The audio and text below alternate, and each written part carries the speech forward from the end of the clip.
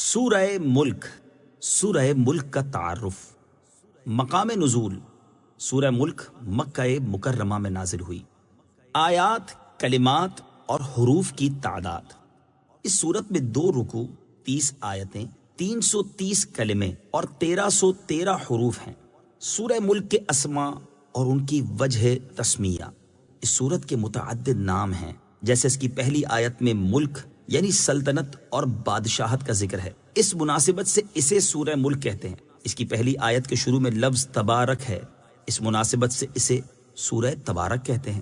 یہ سورت عذاب قبر سے نجات دینے والی، عذاب سے بچانے والی اور عذاب کو روکنے والی ہے، اس لیے اسے سورہ منجیہ، سورہ واقعہ اور سورہ مانعہ کہتے ہیں۔ یہ سورت اپنے پڑھنے والے کے بارے میں جھگڑا کرے گی، اس لیے اسے سورہ مجادلہ کہتے ہیں، اور یہ قیامت کے دن اپنے پڑھنے والے کی شفاعت کرے گی، اس لیے اسے سورہ شافعہ کہتے ہیں۔ سورہ ملک کے فضائل۔ احادیث میں سورہ ملک کے بکثرت فضائل بیان ہوئے ہیں، اور ان میں سے 4 فضائل سماعت کیجیے۔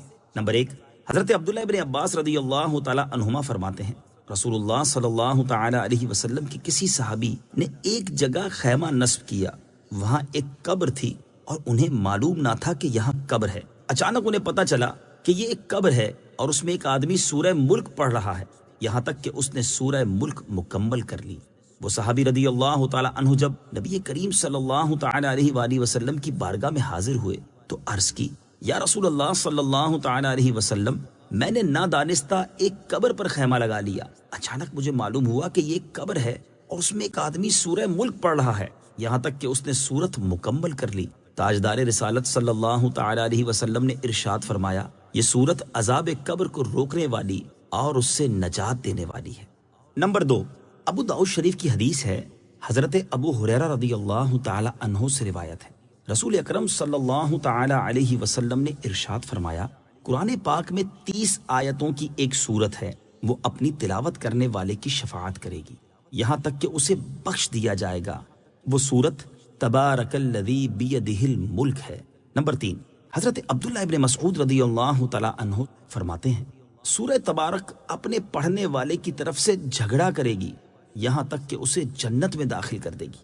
نمبر 4، حضرت عبداللہ ابن عباس رضی اللہ تعالی عنہما سے روایت ہے، حضور پر نور صلی اللہ تعالی علیہ وآلہ وسلم نے ارشاد فرمایا، بے شک میں کتاب اللہ میں ایک ایسی سورت پاتا ہوں جس کی 30 آیتیں ہیں، جو شخص سوتے وقت اس کی تلاوت کرے گا تو اس کے لیے 30 نیکیاں لکھی جائیں گی، اس کے 30 گناہ مٹا دیے جائیں گے اور اس کے 30 درجات بلند کر دیے جائیں گے، اور اللہ تعالیٰ اس کی طرف فرشتوں میں سے ایک فرشتہ بھیجتا ہے جو اس پر اپنے پر پھیلا دیتا ہے، اور وہ اس آدمی کے بیدار ہونے تک ہر چیز سے اس کی حفاظت کرتا ہے۔ وہ سورت مجادلہ یعنی بحث کرنے والی ہے، جو اپنی تلاوت کرنے والے کے لیے قبر میں بحث کرتی ہے، اور وہ سورت تبارک الذی بیدہ الملک ہے۔ سورہ ملک کے مضامین۔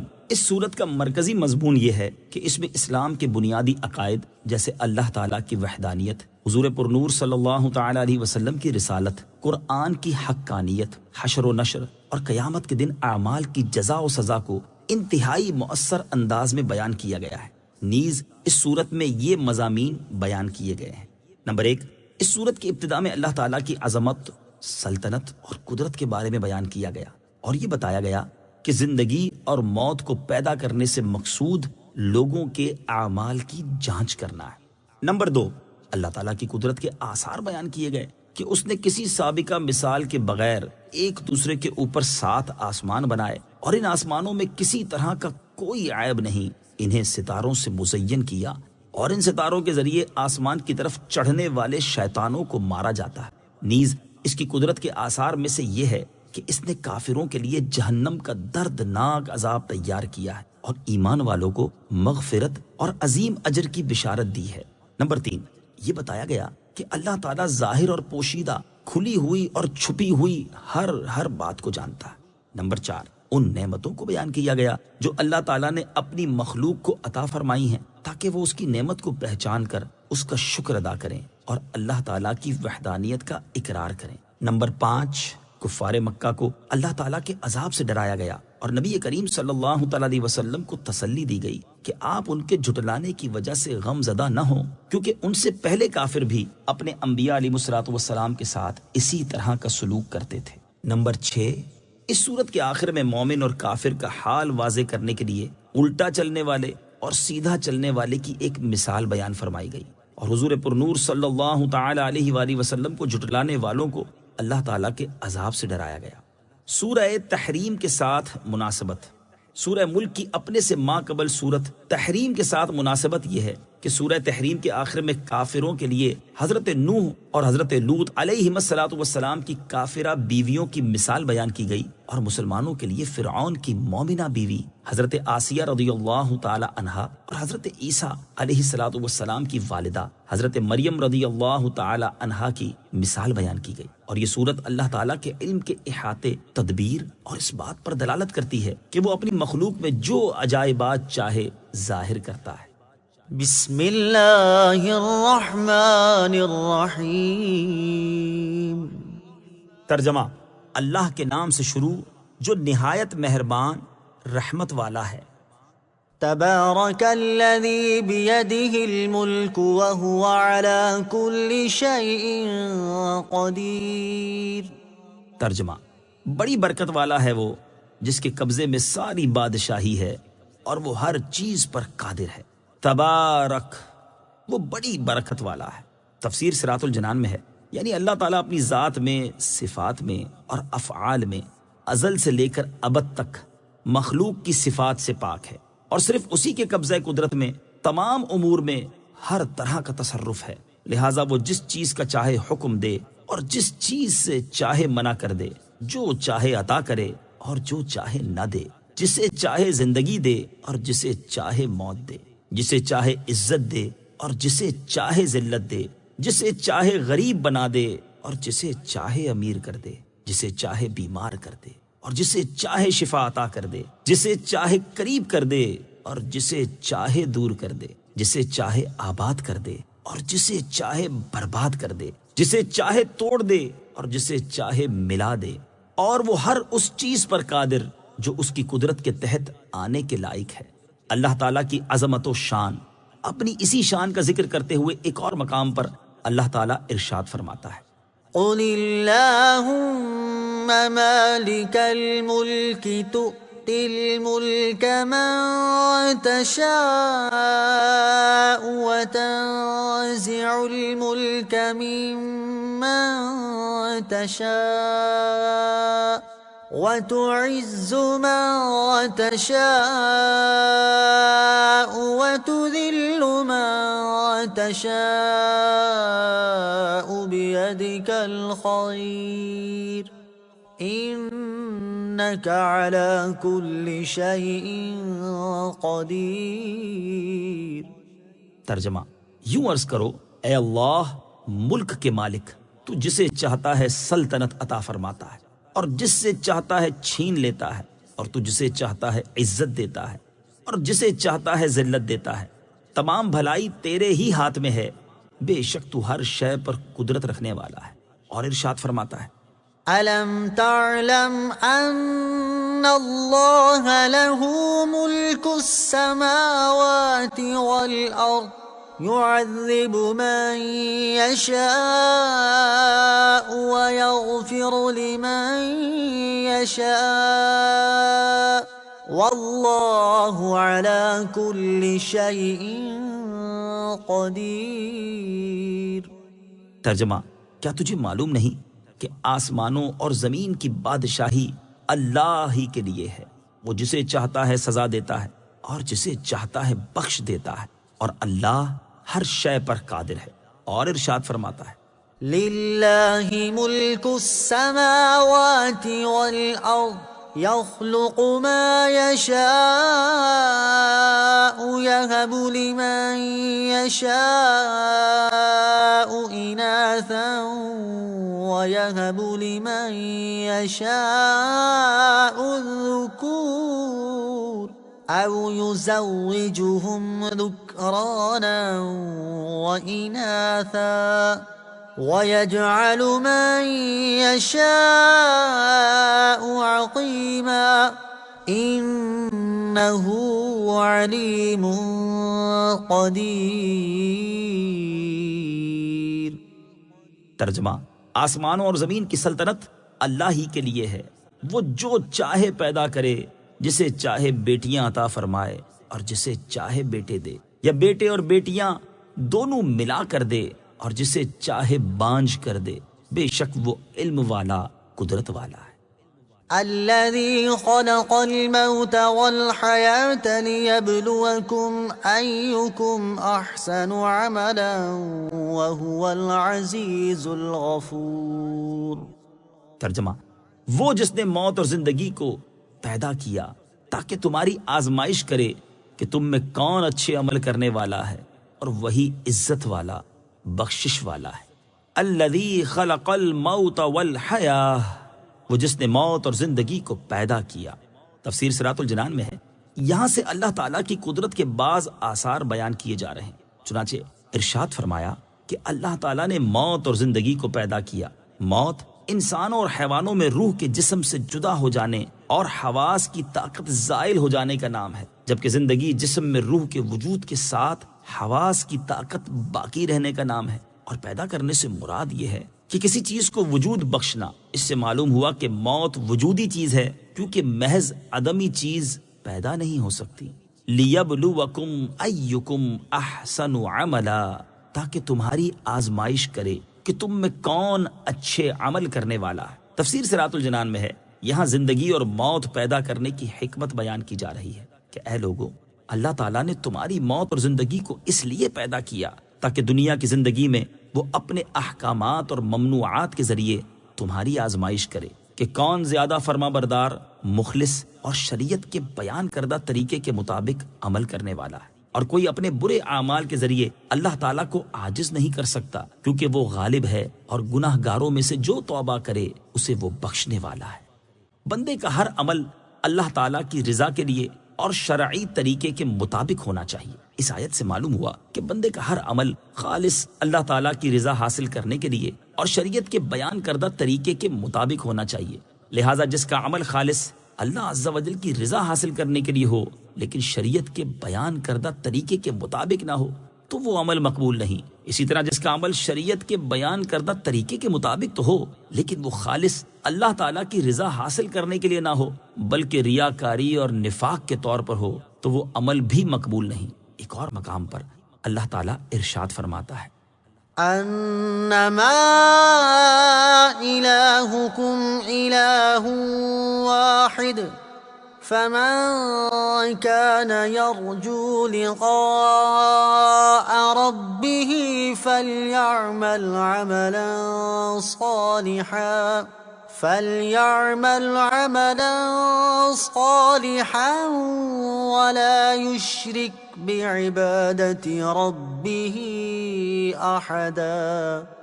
ترجمہ، تمہارا معبود ایک ہی معبود ہے، تو جو اپنے رب سے ملاقات کی امید رکھتا ہو اسے چاہیے کہ نیک کام کرے اور اپنے رب کی عبادت میں کسی کو شریک نہ کرے۔ حضرت فضیل بن عیاض رحمۃ اللہ تعالی علیہ فرماتے ہیں، جب عمل خالص ہو لیکن درست نہ ہو تو اسے قبول نہیں کیا جائے گا، اور جب عمل درست ہو لیکن خالص نہ ہو تو یہ بھی قبول نہیں کیا جائے گا۔ عمل صرف وہی مقبول ہے جو خالص اور درست ہو، اور عمل خالص اس وقت ہوگا جب اسے اللہ تعالیٰ کی رضا حاصل کرنے کے لیے کیا جائے، اور درست اس وقت ہوگا جب وہ سنت یعنی شریعت کے بتائے ہوئے طریقے کے مطابق ہوگا۔ اس سے ان لوگوں کو نصیحت حاصل کرنی چاہیے جو شریعت کے بیان کردہ طریقے کے مطابق عمل نہیں کرتے، اور اگر انہیں کوئی سمجھائے تو اپنا عمل درست کرنے کے بجائے یہ کہہ کر ٹال دیتے ہیں کہ اللہ تعالیٰ قبول کرے گا۔ ہمیں زندگی عطا کیے جانے اور ہم پر موت مسلط کیے جانے کی حکمت۔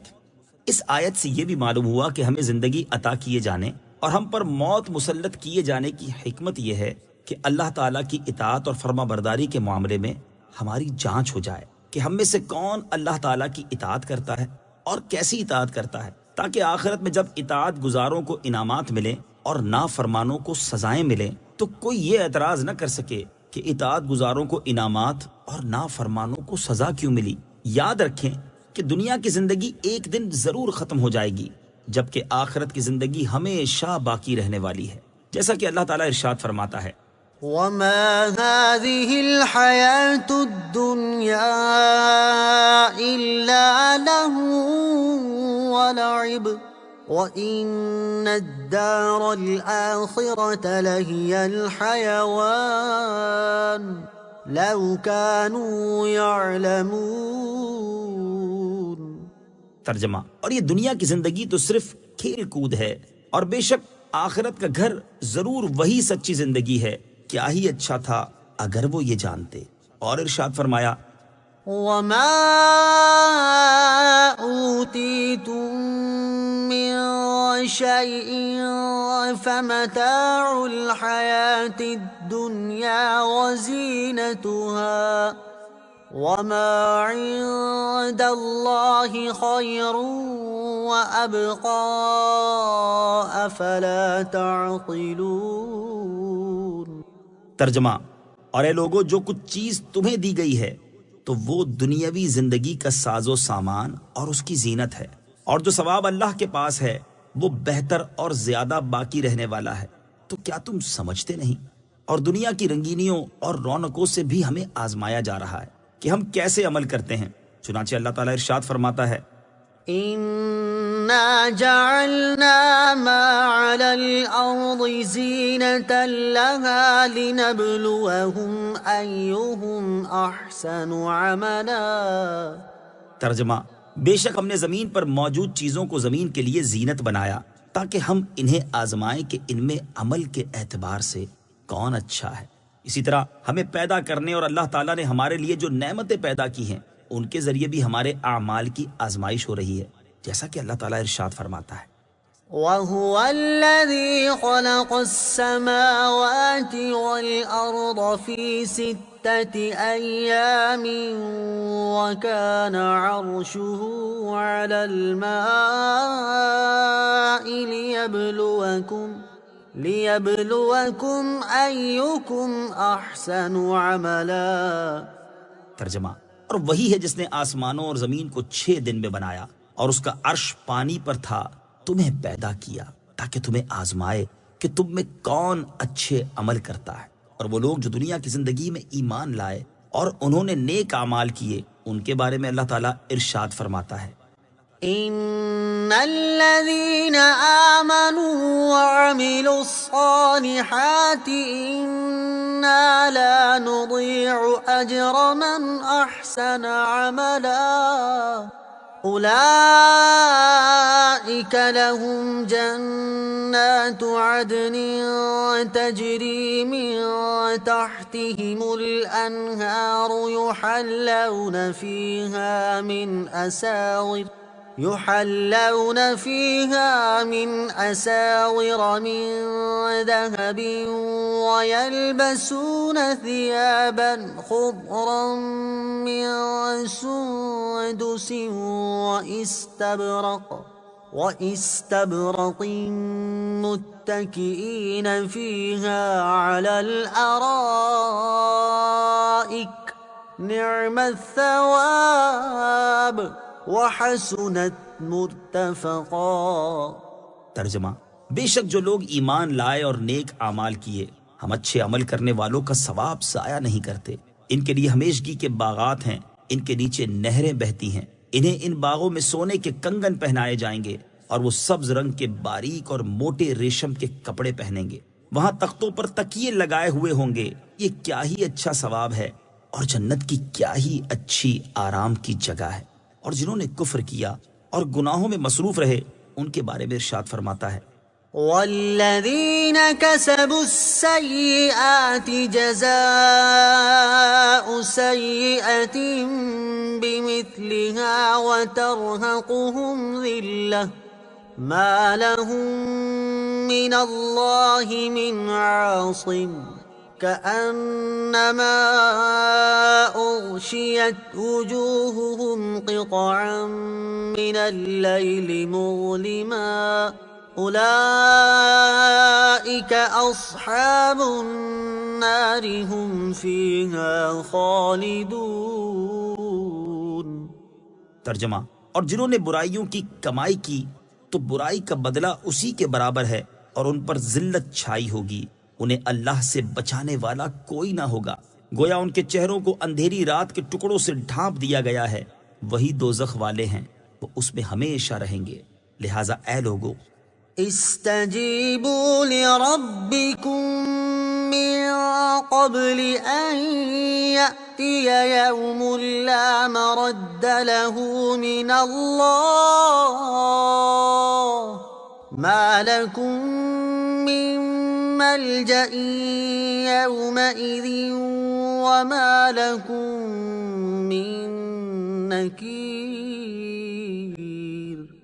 ترجمہ، اس دن کے آنے سے پہلے پہلے اپنے رب کا حکم مان لو جو اللہ کی طرف سے ٹلنے والا نہیں۔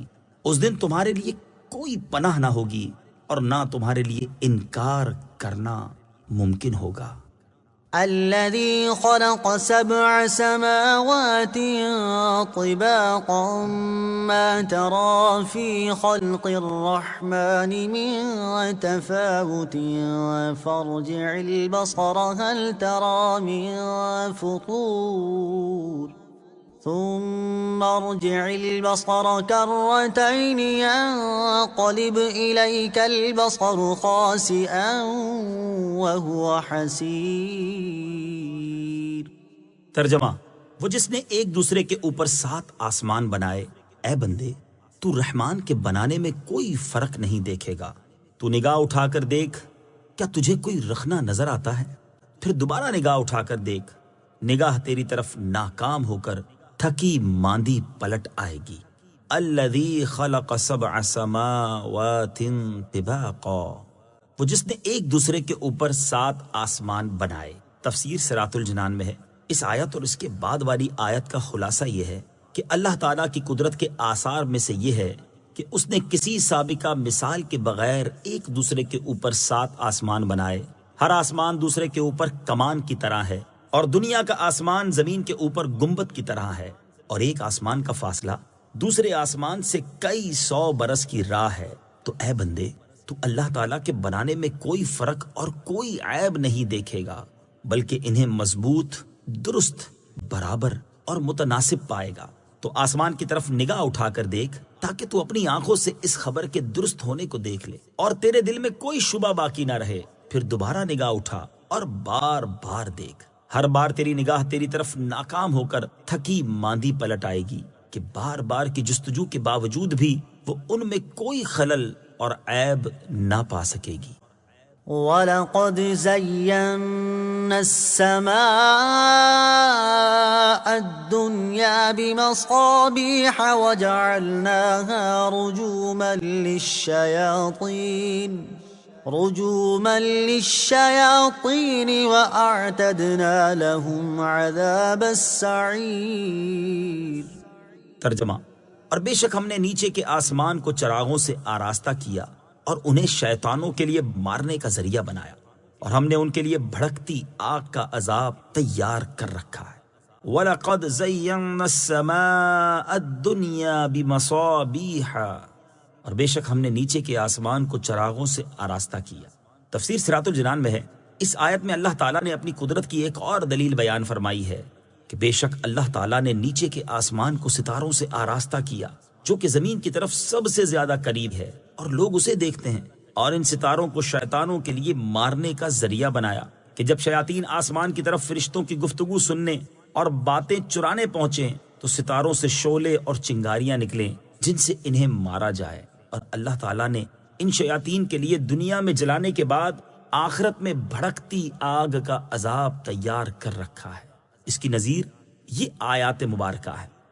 إِنَّا زَيَّنَّا السَّمَاءَ الدُّنْيَا بِزِينَةٍ الْكَوَاكِبِ وَحِفْظًا مِّن كُلِّ شَيْطَانٍ مَارِدٍ۔ ترجمہ، بے شک ہم نے نیچے کے آسمان کو ستاروں کے سنگھار سے آراستہ کیا اور ہر سرکش شیطان سے حفاظت کے لیے۔ مسجدوں میں روشنی کے آلات نصب کرنے کی ترغیب۔ علامہ اسماعیل حقی رحمۃ اللہ تعالی علیہ اس مقام پر مساجد میں روشنی کرنے کے آلات نصب کرنے کی ترغیب دیتے ہوئے فرماتے ہیں، جب اللہ تعالیٰ نے زمین کی چھت آسمان کو ستاروں سے مزین فرمایا ہے تو بندوں کو چاہیے کہ وہ مساجد کی چھتوں کو قندیلوں اور چراغوں اور فی زمانہ روشنی حاصل کرنے کے جدید آلات سے مزین کریں۔ جب حضرت عمر بن خطاب رضی اللہ تعالی عنہ نے نماز تراویح میں لوگوں کو حضرت ابی بن کعب رضی اللہ تعالی عنہ کے پیچھے اکٹھا کیا تو مسجد میں قندیلیں لٹکائیں۔ انہیں دیکھ کر حضرت علی المرتضی کرم اللہ تعالی وجہ الکریم نے فرمایا، اے ابن خطاب، آپ نے ہماری مسجدوں کو روشن کیا، اللہ تعالی آپ کی قبر کو روشن کرے۔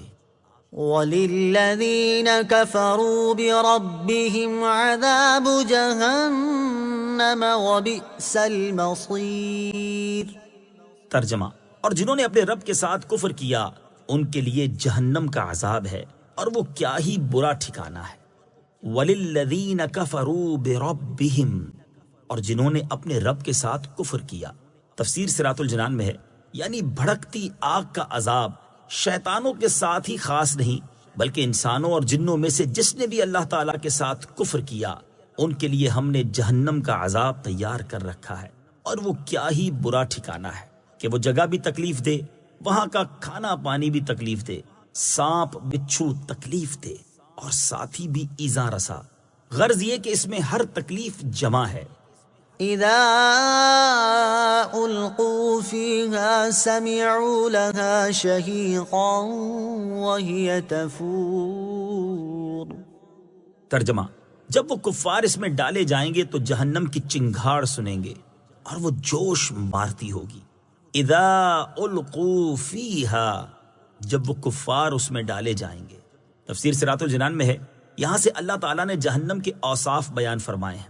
چنانچہ اس آیت کا خلاصہ یہ ہے کہ جب وہ کفار جہنم میں اس طرح ڈالے جائیں گے جس طرح بڑی آگ میں لکڑیاں ڈالی جاتی ہیں تو وہ گدھے کی آواز کی طرح جہنم کی خوفناک چنگھاڑ سنیں گے، اور اس وقت جہنم ایسے جوش مارتی ہوگی جیسے پانی ہنڈیا میں جوش مارتا ہے۔ پل صراط سے گزرتے وقت جنتیوں پر انعام۔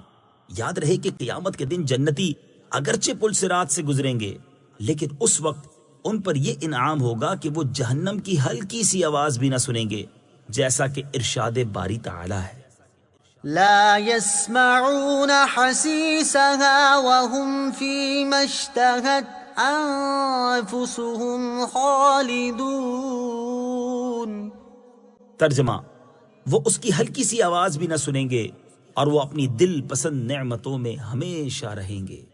تكاد تميز من الغيظ كلما ألقي فيها فوج سألهم خزنتها ألم يأتكم نذير قالوا بلى قد جاءنا نذير فكذبنا وقلنا ما نزل الله من شيء إن أنتم إلا في ضلال كبير وقالوا لو كنا نسمع أو نعقل ما كنا في أصحاب السعير فاعترفوا بذنبهم فسحقا لأصحاب السعير۔ ترجمہ، معلوم ہوتا ہے کہ غضب سے پھٹ جائے گی جب کبھی کوئی گروہ اس میں ڈالا جائے گا تو اس کے داروغہ ان سے پوچھیں گے کیا تمہارے پاس کوئی ڈر سنانے والا نہیں آیا تھا؟ وہ کہیں گے کیوں نہیں، بے شک ہمارے پاس ڈر سنانے والے تشریف لائے۔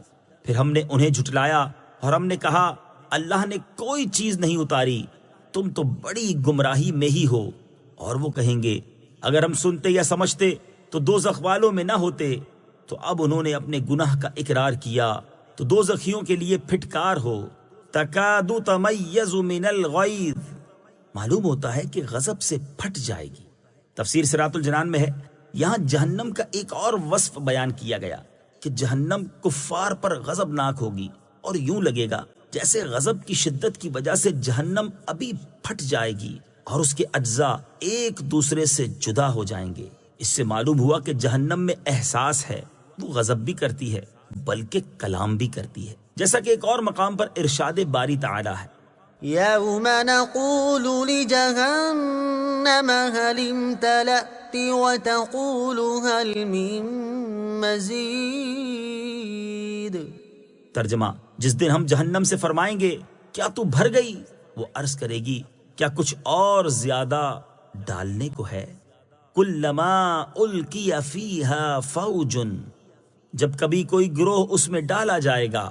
تفسیر صراط الجنان میں ہے جہنم کا حال بیان کرنے کے بعد اب اہل جہنم کا حال بیان کیا جا رہا ہے۔ چنانچہ آیت کے اس حصے اور اس کے بعد والی 2 آیات کا خلاصہ یہ ہے کہ جب کبھی کفار کا کوئی گروہ جہنم میں ڈالا جائے گا تو جہنم کے داروغہ حضرت مالک علیہ السلام اور ان کے مددگار فرشتے ڈانٹتے ہوئے ان سے پوچھیں گے، اے کافروں، کہ دنیا میں تمہارے پاس کوئی ڈر سنانے والا نہیں آیا تھا جو تمہارے سامنے تمہارے رب عز و جل کی آیات پڑھتا، تمہیں اس دن کی ملاقات سے ڈراتا اور اللہ تعالیٰ کے عذاب کا خوف دلاتا؟ وہ اعتراف کرتے ہوئے کہیں گے کیوں نہیں، بے شک ہمارے پاس ڈر سنانے والے تشریف لائے اور انہوں نے اللہ تعالیٰ کے احکام پہنچائے، اللہ تعالیٰ کے غضب اور آخرت کے عذاب سے ڈرایا، لیکن ہم نے انہیں جھٹلایا اور دنیاوی کاموں میں مشغولیت اور تکبر میں حد سے بڑھنے کی وجہ سے ہم نے ان آیات کے بارے میں کہا کہ اللہ تعالیٰ نے کوئی چیز نہیں اتاری۔ اے ہمیں ڈرانے والو، تم تو بڑی گمراہی میں ہی ہو۔ جہنم کے خازن انہیں مزید ڈانٹتے ہوئے کہیں گے کیا تم نے رسولوں کی زبان سے اپنے رب عز و جل کی آیات نہیں سنی اور ان کے معانی کو نہیں سمجھا تاکہ تم انہیں نہ جھٹلاتے؟ کفار جواب دیتے ہوئے کہیں گے اگر ہم نے دنیا میں رسولوں کی ہدایت کو دل سے سنا ہوتا اور اپنی عقل سے کام لیتے ہوئے اسے سمجھا ہوتا تو آج ہم دوزخ والوں میں سے نہ ہوتے۔ بعض مسلمان بھی جہنم میں داخل ہوں گے۔ یاد رہے کہ قیامت کے دن ایسا نہیں ہوگا کہ صرف کافروں کو ہی جہنم میں ڈالا جائے گا، بلکہ بعض گناہگار مسلمان بھی ایسے ہوں گے جنہیں ان کے گناہوں کی سزا دینے کے لیے جہنم میں داخل کیا جائے گا۔ لہٰذا ہر مسلمان کو چاہیے کہ وہ اپنی عقل سے کام لے اور اللہ تعالیٰ اور اس کے پیارے حبیب صلی اللہ تعالی علیہ وآلہ وسلم کے دیے ہوئے احکامات کے مطابق نیک عمل کرنے اور گناہوں سے بچنے کی کوشش کرے تاکہ قیامت کے دن جہنم کے دردناک عذاب میں مبتلا ہونے اور اس بات پر پچھتانے سے بچ جائے کہ کاش میں نے اللہ تعالیٰ اور اس کے حبیب صلی اللہ تعالی علیہ وآلہ وسلم کے احکامات کے مطابق زندگی گزاری ہوتی تو آج مجھے جہنم میں داخل نہ کیا جاتا۔ اللہ تعالیٰ ہمیں اپنی رضا والی زندگی بسر کرنے کی توفیق عطا فرمائے اور جہنم اور اس کے عذابات سے ہمیں محفوظ فرمائے، آمین۔ وَقَالُوا لَوْ كُنَّا نَسْمَعُ أَوْ نَعْقِلُ، اور وہ کہیں گے اگر ہم سنتے یا سمجھتے۔ امام عبداللہ بن احمد نصفی رحمت اللہ تعالی علیہ فرماتے ہیں یہ آیت اس بات کی دلیل ہے کہ احکام شرعہ کا مدار دلیل عقلی اور دلیل سمعی دونوں پر ہے اور دونوں حجت لازمہ ہیں۔ فَاعْتَرَفُوا بِذَنبِهِمْ، تو اب انہوں نے اپنے گناہ کا اقرار کیا۔ تفسیر صراط الجنان میں ہے ارشاد فرمایا کہ اب جہنم میں داخل ہوتے وقت انہوں نے اپنے گناہ کا اقرار کیا کہ ہم رسولوں کی تکذیب کرتے تھے۔ اس وقت چاہے یہ اقرار کریں یا انکار، انہیں اس کا کوئی فائدہ نہیں اور جہنمیوں کو اللہ تعالیٰ نے اپنی رحمت سے دور کر دیا ہے۔ ان الذين يخشون ربهم بالغيب لهم مغفرة واجر كبير۔ ترجمہ، بے شک جو لوگ بغیر دیکھے اپنے رب سے ڈرتے ہیں ان کے لیے بخشش اور بڑا ثواب ہے۔ ان الذین یخشون ربهم بالغیب، بے شک جو لوگ بغیر دیکھے اپنے رب سے ڈرتے ہیں۔ تفسیر صراط الجنان میں ہے اللہ تعالیٰ نے کفار کے بارے میں وعید بیان کرنے کے بعد یہاں ایمان والوں کے بارے میں وعدے کا بیان فرمایا ہے۔ چنانچہ ارشاد فرمایا کہ وہ لوگ جو اپنے رب عز و جل سے ڈرتے ہیں حالانکہ انہوں نے اپنے رب عز و جل کو دیکھا نہیں ہے اور اس کے عذاب سے ڈرتے ہوئے اس پر ایمان لاتے ہیں تو ان کے لیے ان کے گناہوں سے بخشش اور ان کی نیکیوں کا بڑا ثواب یعنی جنت ہے۔ اللہ تعالیٰ کا خوف رکھنے والے بزرگ، اللہ تعالیٰ سے ڈرنے والے کے بارے میں ایک اور مقام پر ارشاد ہوتا ہے من خشی الرحمن بالغیب وجاء بقلب منیب ادخلوها بسلام ذلك یوم الخلود۔ ترجمہ، جو رحمان سے بن دیکھے ڈرتا ہے اور رجوع کرنے والے دل کے ساتھ آتا ہے ان سے فرمایا جائے گا سلامتی کے ساتھ جنت میں داخل ہو جاؤ، یہ ہمیشہ رہنے کا دن ہے۔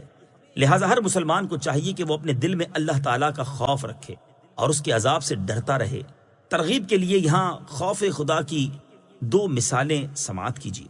نمبر 1، علامہ اسماعیل حقی رحمۃ اللہ تعالی علیہ فرماتے ہیں، حضور پر نور صلی اللہ تعالی علیہ وآلہ وسلم نماز تہجد میں اتنا روتے تھے کہ آپ کے سینہ مبارک سے ہانڈی کھولنے کی سی آواز آتی تھی۔ نمبر 2، حضرت ابو عمران رحمۃ اللہ تعالی علیہ فرماتے ہیں کہ مجھے خبر پہنچی ہے کہ حضرت جبریل علیہ الصلوۃ والسلام ایک مرتبہ بارگاہ رسالت میں روتے ہوئے حاضر ہوئے تو نبی اکرم علیہ الصلوۃ والسلام نے دریافت کیا، اے جبریل تمہیں کس چیز نے رلا دیا؟ تو انہوں نے عرض کی، جب سے اللہ تعالیٰ نے جہنم کو پیدا فرمایا ہے میری آنکھیں اس وقت سے کبھی اس خوف کے سبب خشک نہیں ہوئیں کہ مجھ سے کوئی نافرمانی نہ ہو جائے اور میں جہنم میں ڈال دیا جاؤں۔ اللہ تعالیٰ ہمیں بھی اپنا خوف نصیب کرے، آمین۔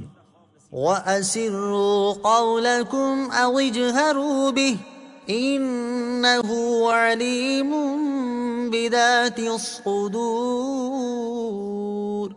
ترجمہ، اور تم اپنی بات آہستہ کہو یا آواز سے، بے شک وہ تو دلوں کی بات جانتا ہے۔ وَأَسِرُّوا قَوْلَكُمْ أَوْ اجْهَرُوا بِهِ، اور تم اپنی بات آہستہ کہو یا آواز سے۔ تفسیر صراط الجنان میں ہے، شان نزول حضرت عبداللہ ابن عباس رضی اللہ تعالیٰ عنہ فرماتے ہیں، مشرکین رسول اللہ صلی اللہ تعالیٰ علیہ وسلم کے بارے میں باتیں کیا کرتے اور حضرت جبریل علیہ الصلوۃ والسلام ان کی گفتگو نبی پاک علیہ الصلوۃ والسلام تک پہنچا دیتے۔ اس پر مشرکین نے آپس میں کہا کہ چپکے چپکے بات کیا کرو تاکہ محمد صلی اللہ تعالیٰ علیہ وسلم کا خدا سن نہ پائے۔ اس پر یہ آیت نازل ہوئی اور انہیں بتایا گیا کہ تمہاری یہ کوشش فضول ہے، کیونکہ اللہ تعالیٰ کی شان تو یہ ہے وہ دل کی بات کو زبان پر آنے سے پہلے ہی جانتا ہے، تو وہ تمہاری زبانوں سے کی ہوئی گفتگو کو کیسے نہیں جان سکتا۔ اللہ تعالیٰ کی شان تو بہت ہی بلند و بالا ہے۔ اس کے محبوب بندے حضرت سلیمان علیہ الصلوۃ والسلام کا یہ حال تھا کہ انہوں نے 3 میل سے چونٹی کی آواز سن لی تھی۔ أَلَا يَعْلَمُ مَنْ خَلَقَ وَهُوَ اللَّطِيفُ الْخَبِيرُ۔ ترجمہ، کیا جس نے پیدا کیا وہ نہیں جانتا، حالانکہ وہی ہر باریکی کو جاننے والا خبردار ہے۔ الا یعلم من خلق، کیا جس نے پیدا کیا وہ نہیں جانتا۔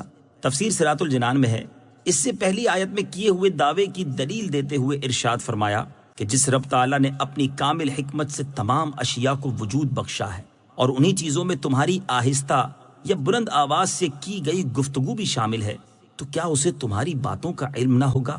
حالانکہ اس کی شان تو یہ ہے کہ وہ ہر باریکی کو جاننے والا ہے، حتیٰ کہ وہ اندھیری رات میں ٹھوس پتھر پر چلنے والی سیاہ چونٹی کے نشانات کو بھی دیکھتا ہے اور وہ تمام باطنی چیزوں پر خبردار ہے۔ هو الذي جعل لكم الأرض ذلولا فامشوا في مناكبها وكلوا من رزقه وإليه النشور۔ ترجمہ، وہی ہے جس نے تمہارے لیے زمین کو تابع کر دیا تو تم اس کے رستوں میں چلو اور اللہ کی روزی میں سے کھاؤ اور اسی کی طرف اٹھنا ہے۔ هو الذی جعل لکم الارض ذلولا، وہی ہے جس نے تمہارے لیے زمین کو تابع کر دیا۔ تفسیر صراط الجنان میں ہے، اس آیت میں اللہ تعالیٰ نے وہ نعمتیں بیان فرمائیں جو اس نے اپنی مخلوق کو عطا فرمائی ہیں تاکہ وہ اس کی نعمت کو پہچان کر اس کا شکر ادا کریں اور اللہ تعالیٰ کی وحدانیت کا اقرار کریں۔ چنانچہ اس آیت کا خلاصہ یہ ہے کہ اللہ تعالیٰ وہی ہے جس نے زمین کو مناسب طور پر نرم فرما کر تمہارے تابع کر دیا تاکہ تمہارے لیے اس میں کنویں کھودنا، چشمے جاری کرنا، نہریں بنانا، مکانات اور عمارتیں تعمیر کرنا، کھیتی باڑی اور باغبانی کرنا ممکن ہو جائے، ورنہ اگر وہ زمین کو ٹھوس پتھر کی طرح بنا دیتا یا لوہا، سونا، پیتل وغیرہ کسی دھات کی بنا دیتا تو گرمیوں میں زمین انتہائی گرم ہو جاتی اور سردیوں میں انتہائی ٹھنڈی۔ اس طرح زمین پر چلنا دشوار ہو جاتا اور اگر پانی کی طرح نرم بنا دیتا تو کوئی چیز اس پر ٹھہر ہی نہ سکتی اور یوں زمین پر زندگی گزارنا ہی دشوار ہو جاتا۔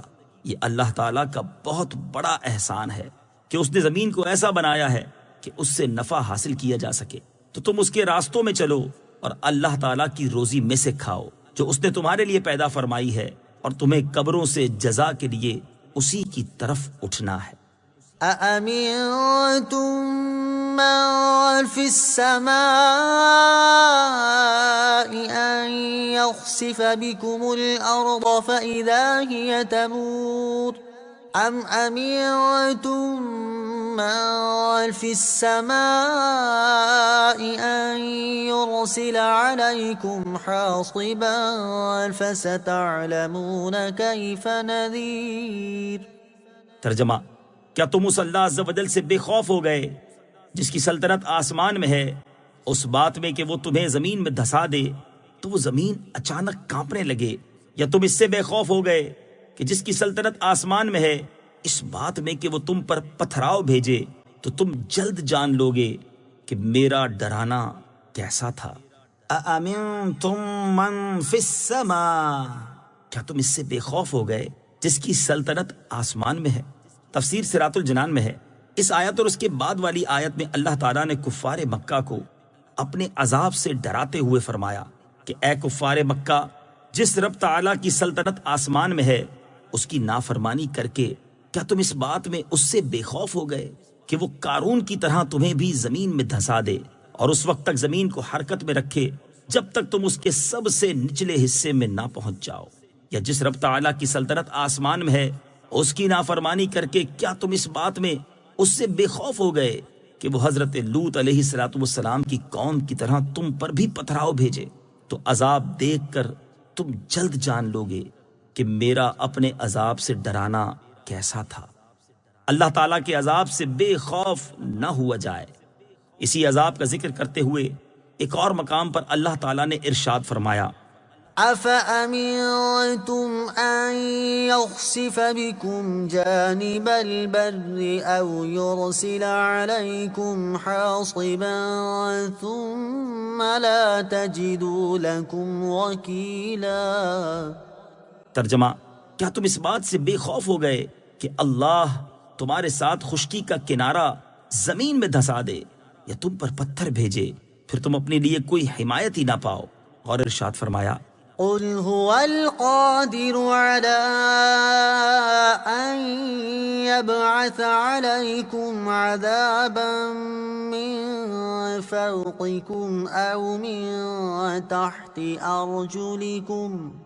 ترجمہ، تم فرماؤ وہی اس پر قادر ہے کہ تم پر تمہارے اوپر سے یا تمہارے قدموں کے نیچے سے عذاب بھیجے، اور یہ اللہ تعالیٰ کا اپنی مخلوق پر لطف و کرم اور اس کی رحمت ہے کہ انہیں عذاب دینے پر قادر ہونے کے باوجود ان کے کفر اور گناہوں کی وجہ سے فوری عذاب نازل نہیں کرتا بلکہ اسے مؤخر فرما دیتا ہے، جیسا کہ ارشاد باری تعالیٰ ہے، وَلَوْ يُؤَاخِذُ اللَّهُ النَّاسَ بِمَا كَسَبُوا مَا تَرَكَ عَلَى ظَهْرِهَا مِن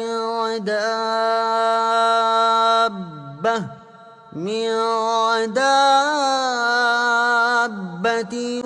وَلَكِنْ يُؤَخِّرُهُمْ إِلَى أَجَلٍ مُّسَمًّى فَإِذَا جَاءَ أَجَلُهُمْ فَإِنَّ اللَّهَ كَانَ بِعِبَادِهِ بَصِيرًا۔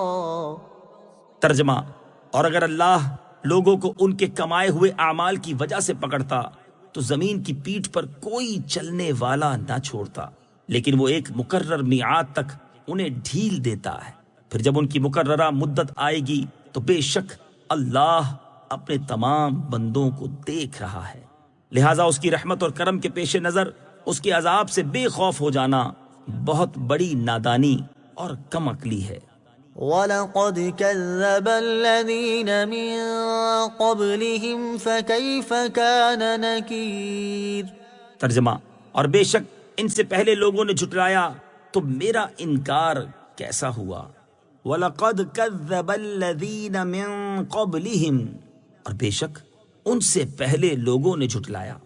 تفسیر صراط الجنان میں ہے، اس آیت میں اللہ تعالیٰ نے اپنے حبیب علیہ السلام کو تسلی دیتے ہوئے اور کفار مکہ کو اپنے عذاب سے ڈراتے ہوئے فرمایا کہ اے پیارے حبیب صلی اللہ تعالی علیہ وآلہ وسلم، کفار مکہ آپ کو جھٹلاتے ہیں تو اس پر آپ غم نہ فرمائیں، کیونکہ کفار مکہ سے پہلی امتوں کے کفار جیسے حضرت نوح علیہ السلام کی قوم اور قوم عاد وغیرہ نے بھی میرے رسولوں کو جھٹلایا، تو جب میں نے انہیں ہلاک کیا تو اس وقت میرا انکار کیسا ہوا؟ کیا انہوں نے میرے عذاب کو حق نہیں پایا؟ ضرور انہوں نے میرے عذاب کو حق پایا ہے۔ أولم يروا إلى الطير فوقهم صافات ويقبضن ما يمسكهن إلا الرحمن إنه بكل شيء بصير۔ ترجمہ، اور کیا انہوں نے اپنے اوپر پر پھیلاتے ہوئے اور سمیٹتے ہوئے پرندے نہ دیکھے؟ انہیں رحمان کے سوا کوئی نہیں روکتا، بے شک وہ سب کچھ دیکھ رہا ہے۔ اولم یروا الی الطیر فوقہم، اور کیا انہوں نے اپنے اوپر پرندے نہ دیکھے؟ اس آیت میں اللہ تعالیٰ نے وہ چیز بیان فرمائی جو اس کی قدرت کے کمال پر دلالت کرتی ہے۔ چنانچہ ارشاد فرمایا کہ کیا کفار مکہ غافل ہیں اور انہوں نے اپنے اوپر ہوا میں اڑتے وقت پر پھیلاتے ہوئے اور سمیٹتے ہوئے پرندے نہیں دیکھے؟ انہیں ہوا میں پر پھیلانے اور سمیٹنے کی حالت میں گرنے سے رحمان عز و جل کے سوا کوئی نہیں روکتا۔ حالانکہ پرندے بوجھل، موٹے اور جسیم ہوتے ہیں، اور بھاری چیز طبعاً پستی کی طرف مائل ہوتی ہے، وہ فضا میں نہیں رک سکتی۔ یہ اللہ تعالیٰ کی قدرت ہے کہ وہ ٹھہرے رہتے ہیں، اور جس طرح اللہ تعالیٰ نے پرندوں کو فضا میں ٹھہرایا، ایسے ہی آسمانوں کو جب تک وہ چاہے روکے ہوئے ہے، اور اگر وہ نہ روکے تو آسمان گر پڑیں۔ بے شک وہ سب کچھ دیکھ رہا ہے اور اس پر کوئی بھی چیز پوشیدہ نہیں ہے۔ پرندوں اور جہازوں کی پرواز اللہ تعالیٰ کی قدرت کی دلیل ہے۔ پرندوں کی پرواز کا ذکر کرتے ہوئے ایک اور مقام پر اللہ تعالیٰ نے ارشاد فرمایا، أَلَمْ يَرَوْا إِلَى الطَّيْرِ مُسَخَّرَاتٍ فِي جَوِّ السَّمَاءِ مَا يُمْسِكُهُنَّ إِلَّا اللَّهُ إِنَّ فِي ذَلِكَ لَآيَاتٍ لِقَوْمٍ يُؤْمِنُونَ۔ ترجمہ، کیا انہوں نے پرندوں کی طرف نہ دیکھا جو آسمان کی فضا میں اللہ کے حکم کے پابند ہیں؟ انہیں وہاں اللہ کے سوا کوئی نہیں روکتا، بے شک اس میں ایمان والوں کے لیے نشانیاں ہیں۔ اس سے معلوم ہوا کہ پرندوں کو ہوا میں محض پر نہیں روکتے، بلکہ انہیں اللہ تعالیٰ روکے ہوئے ہے۔ اسی طرح فی زمانہ ہوا میں محو پرواز ٹنوں وزنی ہوائی جہازوں کو مشین اور انجن گرنے سے نہیں بچاتے، بلکہ انہیں بھی اللہ تعالیٰ ہی گرنے سے بچاتا ہے، یعنی مؤثر حقیقی اللہ عز و جل کی ذات ہے۔ أَمَّنْ هَذَا الَّذِي هُوَ جُندٌ لَكُمْ يَنصُرُكُم مِّن دُونِ الرَّحْمَٰنِ إِنِ الْكَافِرُونَ إِلَّا فِي غُرُورٍ۔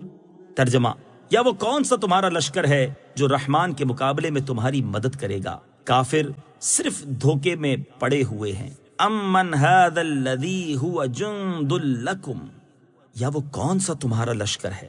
تفسیر صراط الجنان میں ہے، کفار مکہ دو چیزوں پر اعتماد کرتے ہوئے ایمان قبول کرنے سے انکار کرتے اور رسول کریم صلی اللہ تعالی علیہ وآلہ وسلم سے دشمنی رکھتے تھے۔ نمبر 1 مالی اور افرادی قوت، اور نمبر 2 ان کا یہ عقیدہ کہ بت ان تک بھلائیاں پہنچاتے ہیں اور ان سے نقصانات دور کرتے ہیں۔ اللہ تعالیٰ نے اس آیت میں پہلی چیز کا رد کرتے ہوئے ارشاد فرمایا کہ اے کافروں، اگر اللہ تعالیٰ تمہیں عذاب میں مبتلا کرنا چاہے تو تمہارا وہ کون سا لشکر ہے جو رحمان کے مقابلے میں تمہاری مدد کرے گا اور تم سے اس کا عذاب دور کر دے گا؟ تمہارا کوئی مددگار نہیں، اور کافر صرف شیطان کے اس فریب میں ہیں کہ ان پر عذاب نازل نہ ہوگا۔ أَمَّنْ هَذَا الَّذِي يَرْزُقُكُمْ إِنْ أَمْسَكَ رِزْقَهُ بَلْ لَجُّوا فِي عُتُوٍّ وَنُفُورٍ۔ ترجمہ، یا کون ایسا ہے جو تمہیں روزی دے اگر اللہ اپنی روزی روک لے، بلکہ وہ سرکش اور نفرت میں ڈھیٹ بن گئے ہیں۔ امن هذا الذی یرزقکم، یا کون ایسا ہے جو تمہیں روزی دے؟ تفسیر صراط الجنان میں ہے، اس آیت میں دوسری چیز کا رد کرتے ہوئے ارشاد فرمایا کہ اے کافروں، اللہ تعالیٰ نے تمہیں جو رزق دیا ہے، اگر وہ اپنا رزق اور اس کے پہنچنے کے اسباب جیسے بارش یا دھوپ وغیرہ روک لے، تو ایسا کون ہے جو تمہیں کھلائے اور پلائے گا اور تم تک تمہاری غذا پہنچائے گا؟ ان کفار کا حال تو یہ ہے کہ انہوں نے ان نصیحتوں سے اثر نہیں لیا اور نہ ہی ان پر یقین کیا، بلکہ وہ سرکش اور نفرت میں ڈھیٹ بن گئے ہیں، اسی وجہ سے وہ حق سے قریب نہیں ہوتے۔ اس آیت سے معلوم ہوا کہ ساری مخلوق کو حقیقی طور پر رزق دینے والا اللہ تعالیٰ ہے، اور یہ اس کا بہت بڑا انعام ہے، اور جس نے مخلوق پر اتنا عظیم احسان اور انعام فرمایا، صرف وہی عبادت کیے جانے کا حقدار ہے۔ جیسا کہ ایک اور مقام پر اللہ تعالیٰ ارشاد فرماتا ہے، يا أيها الناس اذكروا نعمة الله عليكم هل من خالق غير الله يرزقكم من السماء والأرض لا إله إلا هو فأنا تؤفكون۔ ترجمہ، اے لوگو، اپنے اوپر اللہ کا احسان یاد کرو، کیا اللہ کے سوا اور بھی کوئی خالق ہے جو آسمان اور زمین سے تمہیں روزی دیتا ہے؟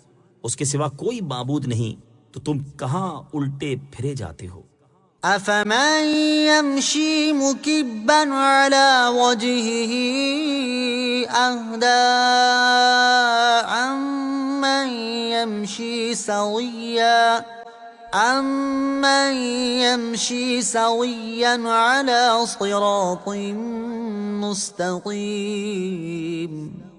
ترجمہ، تو کیا وہ جو اپنے منہ کے بل اوندھا چلے وہ زیادہ راہ پر ہے، یا وہ جو سیدھی راہ پر سیدھا چلے؟ افمن یمشی مکبا علی وجہہ، تو کیا وہ جو اپنے منہ کے بل اوندھا چلے؟ تفسیر صراط الجنان میں ہے، اس آیت میں اللہ تعالیٰ نے مومن اور کافر کا حال واضح کرنے کے لیے ایک مثال بیان فرمائی ہے۔ چنانچہ ارشاد فرمایا کہ اے لوگو، کیا وہ شخص جو اپنے منہ کے بل اوندھا چلے اور نہ آگے دیکھے نہ پیچھے، نہ دائیں دیکھے نہ بائیں، وہ زیادہ راہ پر ہے، یا وہ شخص جو راستے کو دیکھتے ہوئے سیدھی راہ پر سیدھا چلے جو منزل مقصود تک پہنچانے والی ہے؟ کافر اور مومن کی دنیاوی مثال اور ان کا اخروی حال۔ اس مثال کا مقصود یہ ہے کہ کافر گمراہی کے میدان میں اس طرح حیران و سرگرداں جاتا ہے کہ نہ اسے منزل معلوم اور نہ وہ راستہ پہچانے، اور مومن آنکھیں کھولے، راہ حق دیکھتا اور پہچانتا چلتا ہے۔ یہ تو کافر اور مومن کی دنیاوی مثال ہے، جبکہ آخرت میں کفار کو واقعی منہ کے بل اٹھایا جائے اور چہروں کے بل جہنم کی طرف ہانکا جائے گا۔ چنانچہ ارشاد باری تعالیٰ ہے، وَنَحْشُرُهُمْ يَوْمَ الْقِيَامَةِ عَلَى وُجُوهِهِمْ عُمْيًا وَبُكْمًا وَصُمًّا مَأْوَاهُمْ جَهَنَّمُ كُلَّمَا خَبَتْ زِدْنَاهُمْ سَعِيرًا۔ ترجمہ، اور ہم انہیں قیامت کے دن ان کے منہ کے بل اٹھائیں گے، اس حال میں کہ وہ اندھے اور گونگے اور بہرے ہوں گے۔ ان کا ٹھکانہ جہنم ہے، جب کبھی بجھنے لگے گی تو ہم اسے اور بھڑکا دیں گے۔ اور ارشاد فرمایا، الذين يحشرون على وجوههم إلى جهنم أولئك شر مكانا وأضل سبيلا۔ ترجمہ، جن لوگوں کو ان کے چہروں کے بل جہنم کی طرف ہانکا جائے گا، ان کا ٹھکانہ سب سے بدتر اور وہ سب سے زیادہ گمراہ ہیں۔ اور ایمان والے متقی لوگوں کے بارے میں ارشاد فرمایا، وَسِيقَ الَّذِينَ اتَّقَوْا رَبَّهُمْ إِلَى الْجَنَّةِ زُمَرًا حَتَّى إِذَا جَاءُوهَا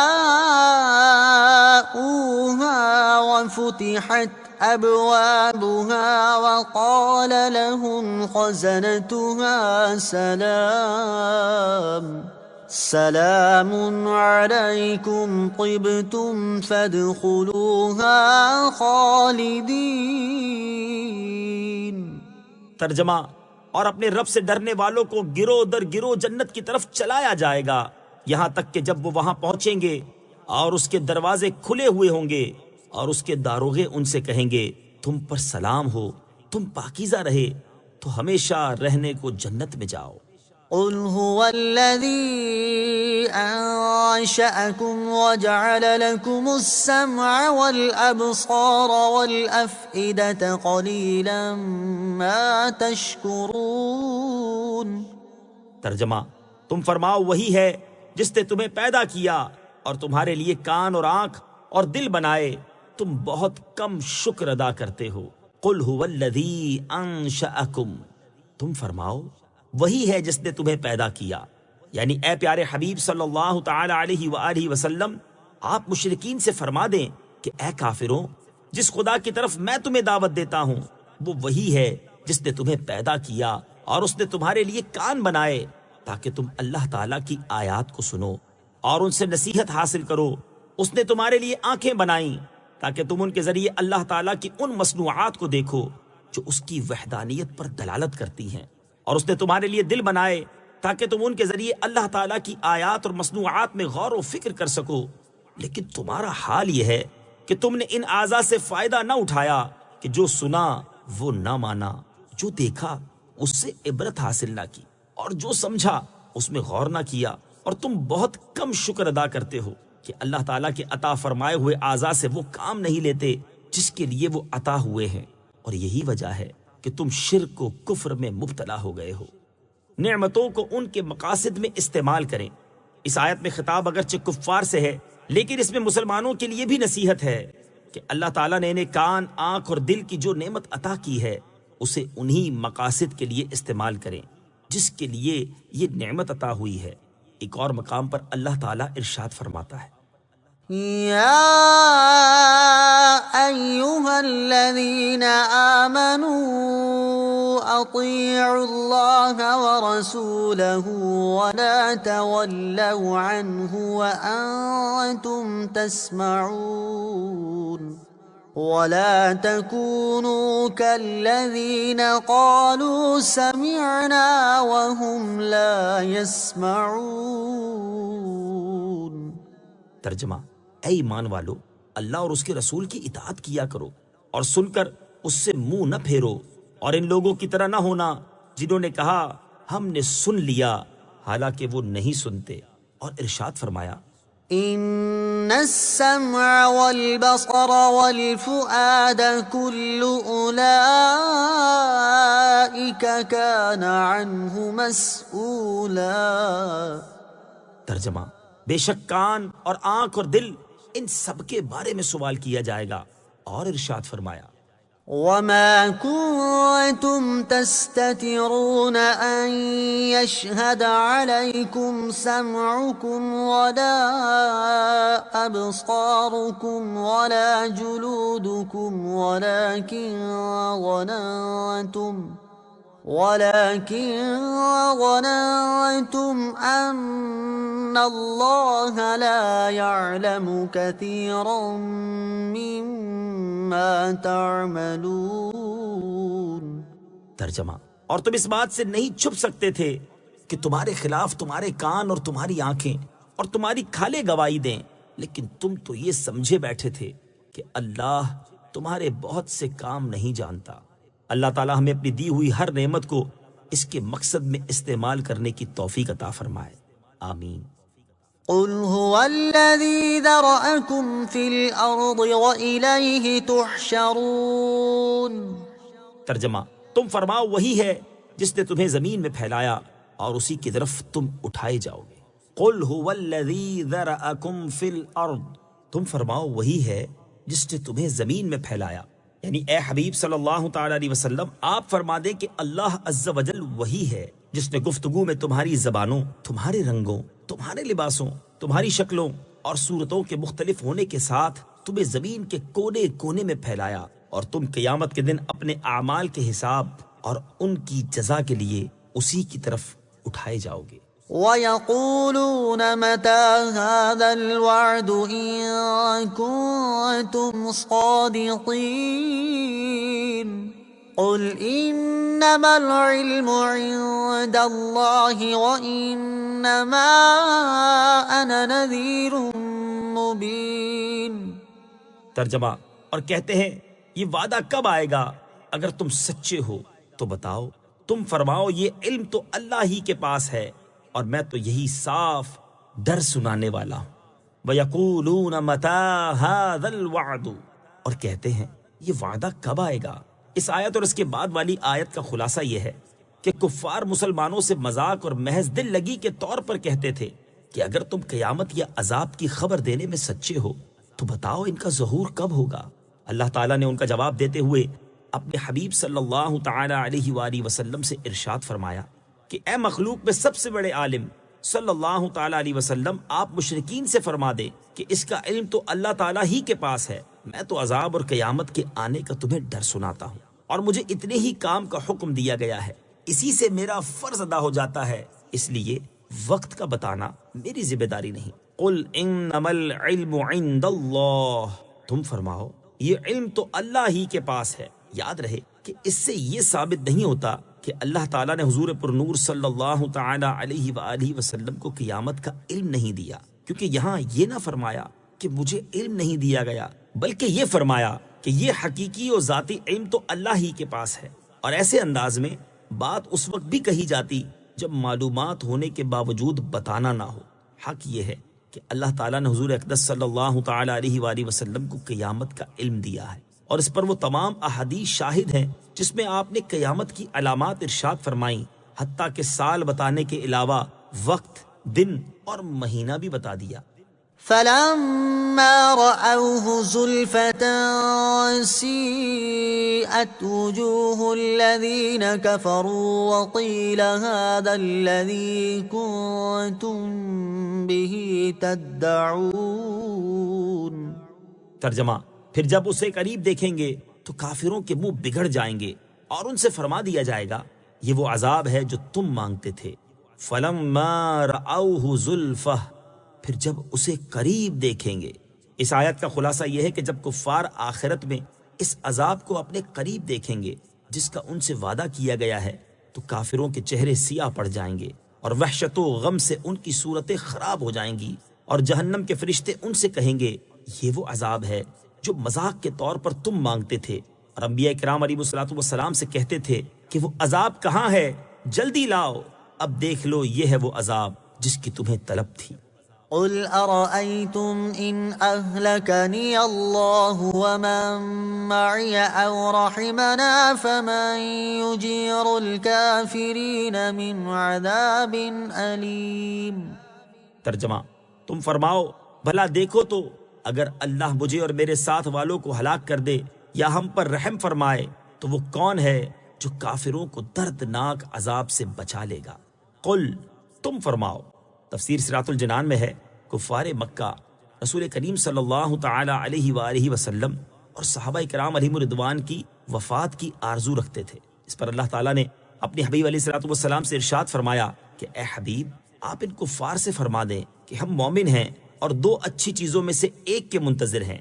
نمبر ایک، تمہاری آرزو کے مطابق اللہ تعالیٰ مجھے اور میرے صحابہ کو وفات دے دے تو اس میں بھی ہمارا فائدہ ہے کہ ہم جنت میں چلے جائیں گے، اور نمبر دو، اللہ تعالیٰ تمہارے مقابلے میں ہماری مدد فرما کر ہم پر رحم فرمائے اور ہماری عمریں دراز کر دے۔ دونوں صورتوں میں فائدہ ہمارا ہی ہے۔ اب تم بتاؤ کہ وہ کون ہے جو تمہیں اللہ تعالیٰ کے دردناک عذاب سے بچا لے گا۔ تمہیں تو بہرحال اپنے کفر کے سبب ضرور عذاب میں مبتلا ہونا ہے، ہماری وفات تمہیں کیا فائدہ دے گی؟ قل هو الرحمن آمنا به وعليه توكلنا فستعلمون من هو في ضلال مبين۔ ترجمہ، تم فرماؤ وہی رحمان ہے، ہم اس پر ایمان لائے اور ہم نے اسی پر بھروسہ کیا تو تم جلد جان جاؤ گے کہ کون کھلی گمراہی میں ہے۔ قل هو الرحمن، تم فرماؤ وہی رحمان ہے۔ تفسیر صراط الجنان میں ہے، ارشاد فرمایا کہ اے حبیب صلی اللہ تعالی علیہ وآلہ وسلم، آپ ان مشرکین سے فرما دیں کہ جس کی طرف ہم تمہیں دعوت دیتے ہیں وہی رحمان ہے، ہم اس پر ایمان لائے اور اسی کی عبادت کرتے ہیں، اور تم اس کے ساتھ کفر کرتے ہو، اور ہم نے اسی پر بھروسہ کرتے ہوئے اپنے تمام امور اس کے سپرد کر دیے ہیں، اور جب تم پر عذاب نازل ہوگا تو تم جلد جان جاؤ گے کہ ہم گمراہی میں تھے یا تم۔ قل أرأيتم إن أصبح ماؤكم غورا فمن يأتيكم بماء معين۔ ترجمہ، تم فرماؤ بھلا دیکھو تو اگر صبح کو تمہارا پانی زمین میں دھس جائے تو وہ کون ہے جو تمہیں نگاہوں کے سامنے بہتا ہوا پانی لا دے؟ قل، تم فرماؤ۔ تفسیر صراط الجنان میں ہے، اس آیت میں اللہ تعالیٰ نے دلیل کے طور پر اپنی ایک نعمت کا ذکر کرتے ہوئے فرمایا کہ اے حبیب صلی اللہ تعالی علیہ وآلہ وسلم، آپ ان مشرکین سے فرما دیں کہ اگر صبح کو تمہارا پانی زمین میں دھس جائے اور اتنی گہرائی میں پہنچ جائے کہ ڈول وغیرہ سے بھی ہاتھ نہ آ سکے تو وہ کون ہے جو تمہیں نگاہوں کے سامنے بہتا ہوا پانی لا دے کہ اس تک ہر ایک کا ہاتھ پہنچ سکے؟ اس کے جواب میں وہ ضرور کہیں گے کہ یہ صرف اللہ تعالیٰ ہی کی قدرت میں ہے۔ تو اس وقت ان سے کہا جائے گا کہ بت جو کہ کسی چیز پر قدرت نہیں رکھتے، انہیں کیوں عبادت میں اس قادر برحق کا شریک کرتے ہو؟